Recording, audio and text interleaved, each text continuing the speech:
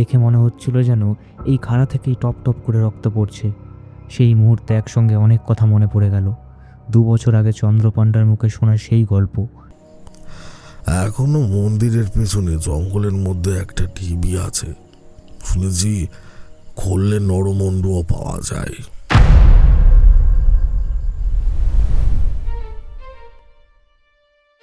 কিছু গল্প, যে গল্প নিজের ভেতর লুকিয়ে রাখে আরো এক গল্পকে। বাংলা ও বিশ্ব সাহিত্যের সেই সব লুকিয়ে থাকা গল্পের তিলোত্তমা নিয়ে আমাদের এই বিশেষ নিবেদন the night express. The night এক্সপ্রেসে আজকে আপনার জন্য রঙ্কিনী দেবীর খড়গ।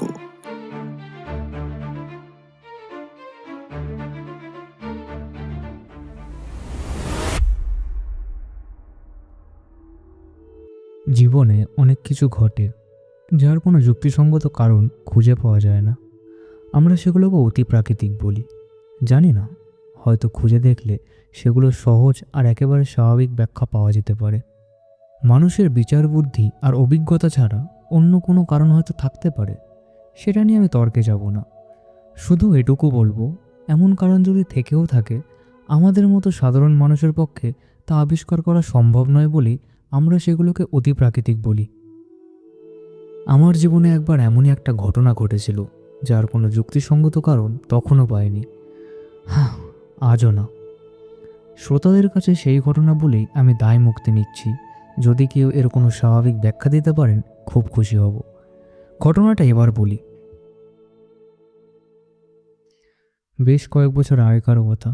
মানভূমি জেলার চেরো নামের একটা গ্রামের মাইনর স্কুলে তখন আমি শিক্ষকতা করি। ও হ্যাঁ, একটা কথা বলে রাখা ভালো, চেরো গ্রামের প্রাকৃতিক দৃশ্য এমন যে এখানে কিছুদিন থাকলে বাংলাদেশের একঘেয়ে সমতল গ্রামের দৃশ্য আর ভাল লাগে না।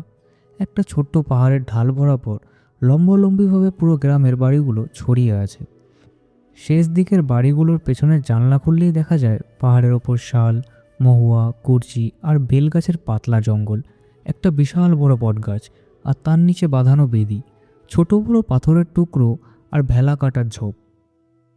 আমি যখন প্রথম ওই গ্রামে যাই, একদিন পাহাড়ের মাথায় ঘুরতে গিয়ে শালবনের মধ্যে একটা পাথরের ভাঙা মন্দির দেখতে পাই। সঙ্গে ছিল আমার ওপারের ক্লাসের 2 ছাত্র, ওরা মানভূমের বাঙালি। একটা কথা, চিরগ্রামের বেশিরভাগ মানুষ মাদ্রাজি। যদিও তারা ভালো বাংলা বলতে পারে, অনেকেই বাংলা আচার ব্যবহারও রপ্ত করেছে। মন্দিরটা কালো পাথরের আর গঠনটা একটু অদ্ভুত, অনেকটা যেন চাচরা রাজবাড়ি দশমহাবিদ্যার মন্দিরের মতো। এ অঞ্চলে এমন গঠনের মন্দির আমি আগে কখনো দেখিনি। তাছাড়া মন্দিরটা একবারে পরিত্যক্ত আর ভেতরে কোনো বিগ্রহ নেই। দক্ষিণ দিকের দেওয়ালের কিছু পাথর ধসে পড়েছে, দরজা নেই, শুধু পাথরের চৌকাঠটা আছে। মন্দিরের ভেতরেও চারপাশে বনতুলসীর ঘন জঙ্গল। সন্ধ্যার আকাশের পটভূমিতে ওই পাথরের বিগ্রহহীন ভাঙা মন্দিরটা আমার মনে এক অদ্ভুত অনুভূতির জন্ম দিল। অবাক ব্যাপার, সে অনুভূতিটা ছিল ভয়ের। ভাঙা মন্দির দেখে কেন যে ভয় লাগলো, সেটা নিয়ে পরে বাড়ি ফিরে বিস্মিত হয়ে ভাবছিলাম। তবুও মন্দিরটা ভালো করে দেখতে এগিয়ে যাচ্ছিলাম। তখনই এক ছাত্র আমাকে থামিয়ে বলল, ওদিকে যাবেন না স্যার, কেন? জায়গাটা ভালো না স্যার, সন্ধ্যাবেলা সাপের ভয় আছে। আর লোকে বলে ওইদিকে অনেক রকম ভয় ভীতি আছে, মানে অমঙ্গল হয়, কেউ যায় না ওইদিকে। ওটা কি মন্দির? ওটা রঙ্কিনী দেবীর মন্দির স্যার, কিন্তু আমাদের গ্রামের পুরো লোকেরাও কোনোদিন ওখানে পুজো হতে দেখেনি, মূর্তিও নেই বহুদিন। ওইভাবে জঙ্গলে পড়ে আছে আমাদের বাপ ঠাকুরদার আমল থেকে।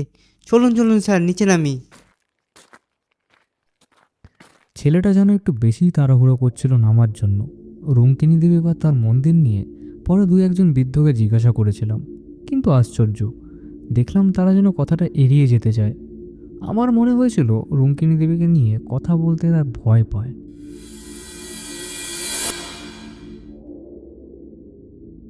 আমি আর সে বিষয়ে কাউকে কিছু জিজ্ঞাসা করাই বন্ধ করে দিলাম।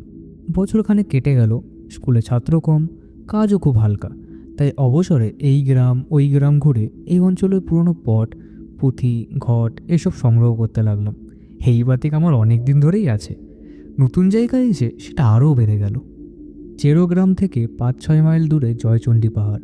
এখানে খাড়া উঁচু একটা অদ্ভুত গঠনের পাহাড়ের মাথায় জয়চণ্ডী ঠাকুরের মন্দির আছে। পৌষ মাসে বড় মেলা বসে। বিএনআর লাইনের একটা ছোট স্টেশনও আছে এখানে। এই পাহাড়ের কাছে একটা ছোট্ট বস্তিতে কয়েক ঘর মানভূমের প্রবাসী উড়িয়া ব্রাহ্মণ থাকে। তাদের মধ্যে চন্দ্রমোহন পাণ্ডা নামে একজন বৃদ্ধ ব্রাহ্মণের সঙ্গে আমার খুব ভালো আলাপ হয়ে গেল। তিনি বাঁকা মানভূমি বাংলায় আমার সঙ্গে নানান গল্প করতেন।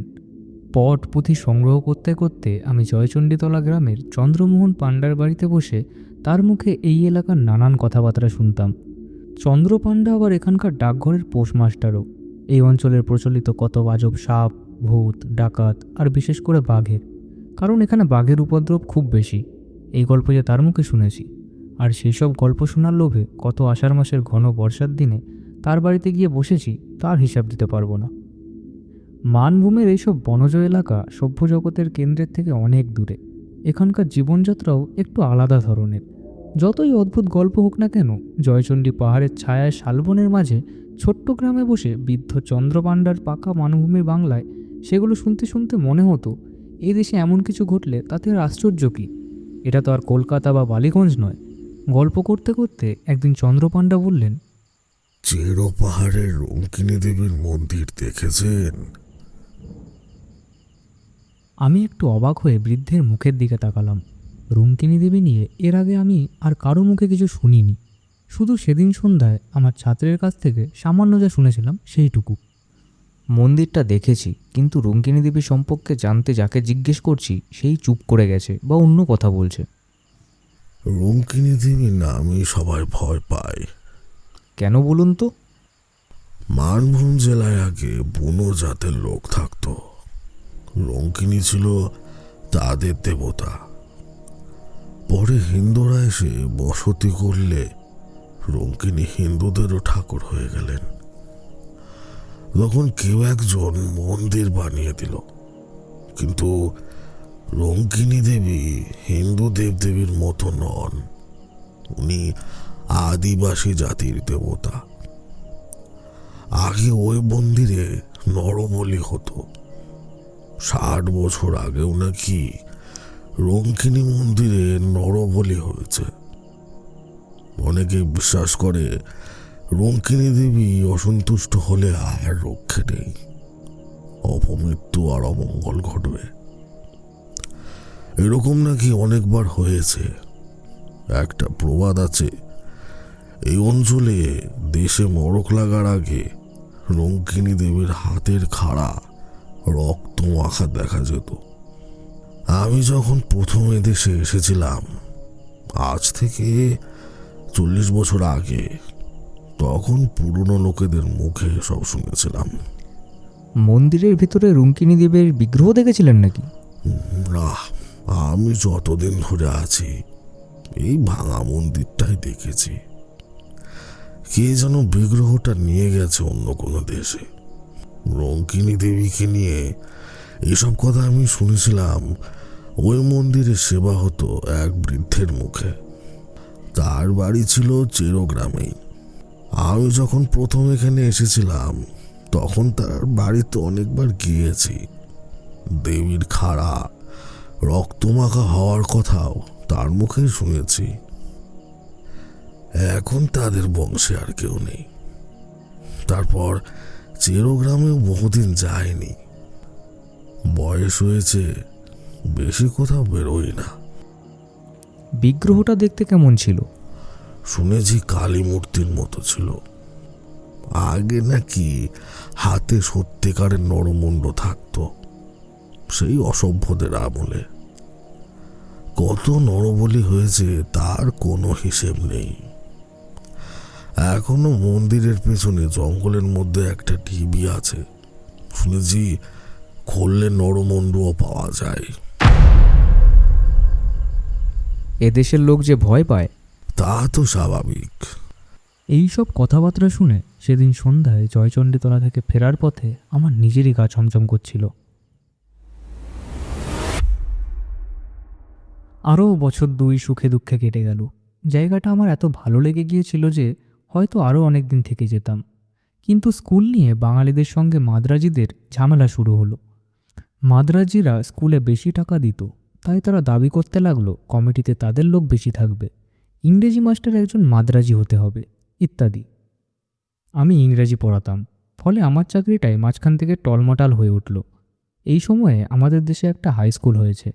আগে একবার তারা আমাকে নিতে চেয়েছিল, কিন্তু ম্যালেরিয়ার ভয়ে যায়নি। এবার পরিস্থিতি খারাপ দেখে দেশে চিঠি লিখলাম। তবে শেষ পর্যন্ত এইসব কারণে চিরগ্রামের মাস্টারি ছাড়তে হয়নি। কেন ছাড়লাম সেটা পরে বলবো। এই সময় একদিন চন্দ্রপাণ্ডা চিরগ্রামে কি একটা কাজে এলেন। আমি তাকে বললাম আমার বাড়িতে 1 কাপ চা খেতে হবে। তার গরুর গাড়িসহ তাকে ধরে নিয়ে এলাম আমার বাড়িতে। বৃদ্ধ এর আগে কখনো আমার বাড়িতে আসেননি। বাড়িতে ঢুকেই চারিদিকে তাকিয়ে একটু অবাক হয়ে বললেন, এই বাড়িতে থাকেন আপনি? হ্যাঁ, ছোট গ্রাম তো, বাড়ি পাওয়া যায় না সহজে। আগে স্কুলের একটা ঘরে থাকতাম। বছরখানেক হলো স্কুলের সেক্রেটারি রঘুনাথন এটা ঠিক করে দিয়েছে। পুরনো আমলের পাথরের গাঁথনির বাড়ি, বেশ বড় বড় 3টে ঘর, একদিকে একটা চলাচলের বারান্দা। দারুণ মজবুত গড়ন, যেন খিলজিদের আমলের কোনো দুর্গ না হয় জেলখানা। 1000টা ভূমিকম্প হলেও এই বাড়ির এক চিমটি চুনবালিও খসে পড়বে না। বৃদ্ধ বসে আবার চারিদিকে তাকিয়ে দেখতে লাগলেন। ভাবলাম বাড়ির গড়নটা হয়তো ওর ভালো লেগেছে। না, সেজন্য না। আমি এই বাড়িতে প্রায় 30 বছর আগে অনেকবার এসেছি। এই বাড়িটাই ছিল রঙ্কিনী দেবীর সেবায়তদের। এখন ওদের বংশে আর কেউই নেই। আপনি যে এই বাড়িতে থাকেন তা জানতাম না। তা বেশি হয়েছে। অনেকদিন পর এ বাড়িতে আবার ঢুকলাম, তাই একটু অদ্ভুত লাগছে। তখন আমার বয়স ছিল 30, এখন প্রায় 60। তারপর অন্য কথাবার্তা চলল। চা খেয়ে বৃদ্ধ গরুর গাড়িতে উঠে পড়লেন। আরও বছরখানেক কেটে গেছে। দেশের স্কুলের চাকরির প্রস্তাব পেলেও আমি যাইনি, কারণ এখানকার বাঙালি মাদ্রাজির সমস্যা অনেকটাই মিটে গেছে। আপাতত আমার চাকরিটা টিকে গেছে বলেই মনে হচ্ছে। চৈত্র মাসের শেষ, 5-6 কোষ দূরের এক গ্রামে আমার এক ছাত্রের বাড়িতে অন্নপূর্ণা পুজোর নিমন্ত্রণে গিয়েছিলাম। মাঝখানে রবিবার পড়েছিল, তাই শনিবারে গরুর গাড়িতে রওনা হলাম। রবিবার আর সোমবার ওখানে থেকে মঙ্গলবার দুপুরে বাড়ি ফিরলাম। বলতেই হয় আমি একাই থাকি। স্কুলের চাকর রাখহরিকে সঙ্গে করে নিয়ে গিয়েছিলাম। বাড়ির বাইরে তালা খুলতেই রাখহরি বলে উঠল, এ কি রক্ত? দেখুন তো। সত্যিই তো, বাইরের দরজার চৌকাঠের একেবারে ভেতর দিক থেকে রক্তের দাগ উঠোন পেরিয়ে যেন কোথাও চলে গেছে। একটানা না হলেও ফোঁটা ফোঁটা রক্তের একটা টানা সারি। একেবারে টাটকা রক্ত, যেন এইমাত্র কারো মাথা কেটে নিয়ে যাওয়া হয়েছে। আমি তো হতবাক। এটা কি রক্ত? কোথা থেকে এলো? দুদিন তো বাড়ি বন্ধ ছিল। বাড়ির ভেতরে উঠানে রক্তের দাগ এলো কোথা থেকে? আর সেটা আবার একেবারে টাটকা। অবশ্য কুকুর, বিড়াল ও ইঁদুরের কথা মনে পড়ল। এক্ষেত্রে পড়াই স্বাভাবিক। চাকরকে বললাম, এই রাখহরি, দেখ তোরে রক্তটা কোন দিকে যাচ্ছে। এই সেই হুলো বিড়ালটার কাজ। রক্তের দাগটা দেখা গেল সিঁড়ির নিচে চোরাকুঠুরির দিকে গেছে। ছোট্ট একটা ঘর, ভীষণ অন্ধকার, আর যত রকম পুরনো ভাঙাচোরা জিনিসপত্রে ঠাসা। এই কারণেই আমি কোনোদিনও চোরাকুঠুরি খুলি না। চোর কুঠুরির দরজা পেরিয়ে ভেতরের বন্ধ ঘরের মধ্যে রক্তের দাগটা দেখে কিছুই বুঝে উঠতে পারলাম না। কতদিন ধরে ঘরটা তালা বন্ধ। যদি বিড়ালের কাণ্ডও হয়, বিড়াল ঢুকতে হলেও তো কোনো ফাঁক ফোকর দরকার। চোর কুঠুরির তালা লোহার শিক দিয়ে ঠেলে খোলা হলো। আলো জ্বালিয়ে দেখা গেল ঘরটায় পুরনো ভাঙা টিনের বাক্স, ছেঁড়া গদি, খাটের পায়া, মরিচা ধরা সরকি, ভাঙা টিন, শাবল, এইসব জিনিস দিয়ে একেবারে ঠাসা। ঘরের মেঝেতে রক্তের দাগ সোজা একটা কোণের দিকে গেছে। রাখহরি খুঁজতে খুঁজতে হঠাৎ চিৎকার করে উঠল, এ কি বাবু, এদিকে কিভাবে এমন রক্ত লাগলো? দেখুন কাণ্ডটা বাবু। ওর হাতে ধরা জিনিসটার দিকে তাকিয়ে আমি চমকে উঠলাম। একটা মোর্চে ধরা হাতলবিহীন ভাঙা খাড়া বা রামদা, আগার দিকটা চওড়া আর বাঁকানো। বড় চওড়া ফলাটার একেবারে রক্তে টকটকে লাল। একটু আধটু না, পুরো ফলাটাই রক্তে মাখামাখি। দেখে মনে হচ্ছিল যেন এই খাড়া থেকেই টপ টপ করে রক্ত পড়ছে। সেই মুহূর্তে একসঙ্গে অনেক কথা মনে পড়ে গেল। 2 বছর আগে চন্দ্রপাণ্ডার মুখে শোনা সেই গল্প। রঙ্কিনী দেবীর সেবায়েত বংশের বাড়ি এটাই। পুরনো জিনিসপত্রের গুদাম এই চোরাকুটিতেই হয়তো রঙ্কিনী দেবীর হাতের খাড়াটা রাখা ছিল।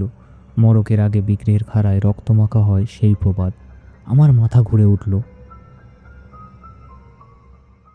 মরক আসবে এটা ভাবার সময় পায়নি সন্দেহ করার।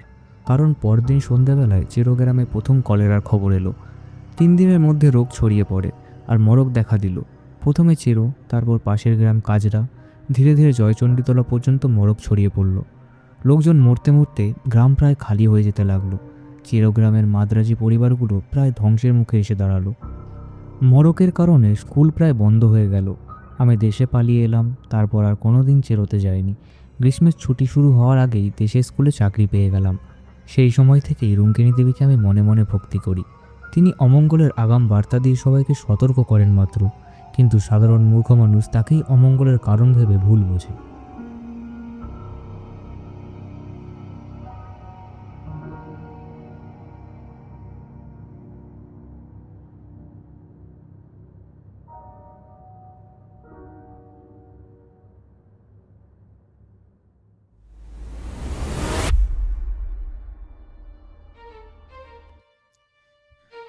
শেষ হলো শ্রী বিভূতিভূষণ বন্দ্যোপাধ্যায় রচিত রঙ্কিনী দেবীর খড়গ। আজের গল্পের বিভিন্ন চরিত্রে চন্দ্রপাণ্ডা শুভঙ্কর আচার্য, চাকর সাম্য বিশ্বাস, গল্পপাঠ ও কথকের চরিত্রে শুভম দেবনাথ, ছাত্রের চরিত্রে জয়পাল। গল্পের সমগ্র পরিচালনায়, পোস্টার ও সাউন্ড ডিজাইনে আমি জয়। আজকের মতো দ্য নাইট এক্সপ্রেসের গল্পের যাত্রা এখানেই সমাপ্ত হলো। আজের গল্পটি ভালো লেগে থাকলে গল্পটিকে একটি লাইক করে কমেন্ট করে জানিও, are the story station YouTube চ্যানেলকে সাবস্ক্রাইব করে রেখো।